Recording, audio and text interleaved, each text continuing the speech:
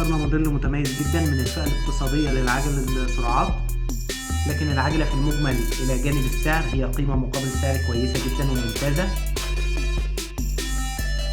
النهاردة اخترنا موديل فينيكس 2608.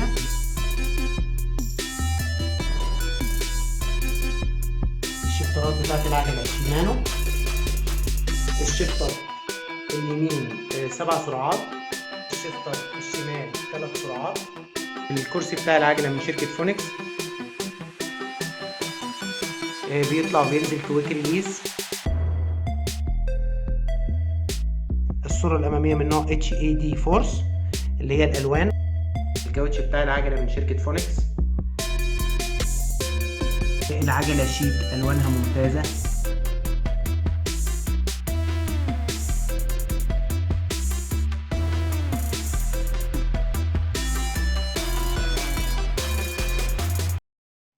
السلام عليكم ورحمة الله وبركاته.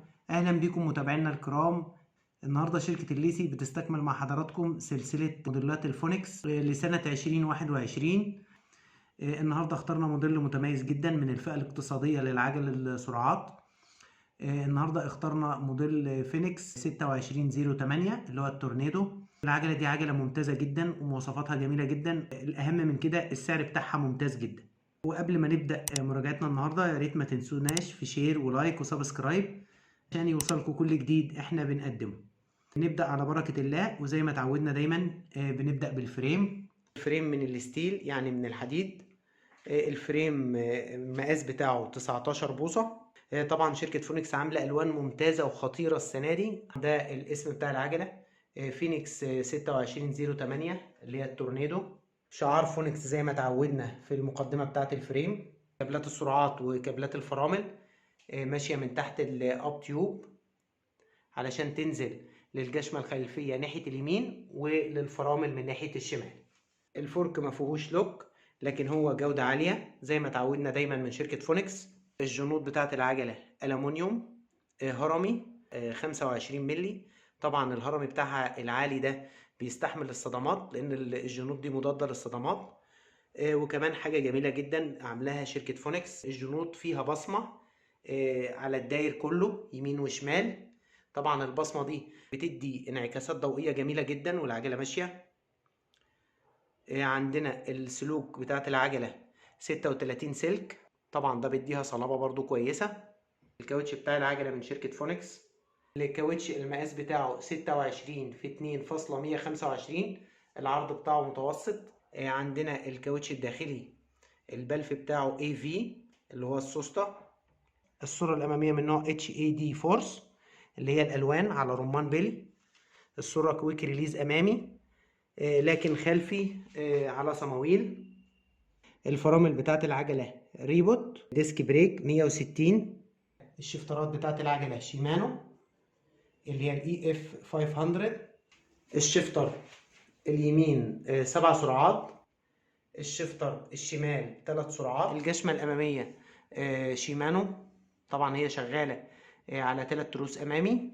الجشمة الخلفية شيمانو تورني TZ، جشمة ممتازة جدا. عندنا هنا الفري ويل سانجان، الترس الكبير بتاعه 28 سن والترس الصغير 14. الجنزير نارو. عندنا الترس والدراعات فونيكس، طبعا هي حديد. الترس الكبير 42 سن والصغير 24. قلب البدال رمان بيل. كفف البدال ألمونيوم. الكرسي بتاع العجلة من شركة فونيكس هو مريح لكن هو مش عريض بسوست، لكن كرسي ممتاز برضو. الكرسي مش على إلين، على صمويل. بيطلع وبينزل كويك ريليز. عندنا إضافة أو هدية من شركة فونيكس 2 رفرف، واحد خلفي وواحد أمامي. بار الجدون العرض بتاعه 65 سنتي. الرقبة بتاعته من الألمونيوم. مضاف إليه 2 هاند بار أو 2 قرون ألمونيوم. نيجي بقى دلوقتي للمحصلة النهائية لمراجعتنا النهاردة. العجلة شيك، ألوانها ممتازة. شفترات شيمانو، جشمات شيمانو، طارات بصمة تتحمل الصدمات.